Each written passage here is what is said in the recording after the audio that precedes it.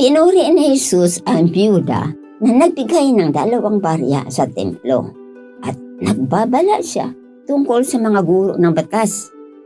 Parang x-ray ang mga mata ni Jesus.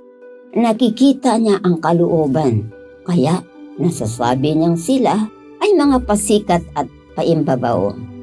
Nagbibigay nga, pero dahil gusto nilang maparangalan. Samantala, ang balo na nagbigay ng 2 barya ay hindi naghintay ng papurin. Maliit nga yung 2 barya, pero ikabubuhay niya. Kung sa panahon natin ngayon, makabili pa siya ng 1 kilong bigas. Kung sa bagay, hindi naman niya kailangan na magbigay siya ng 5 sa templo. Maraming mga mayayaman na nagbibigay doon. Bakit pa naibibigay ang ikabubuhay niya? Diyan natin makikita ang busilak na puso ng biyuda. Ang kanyang alay ay bunga ng kanyang pananampalataya at pagmamahal sa Diyos.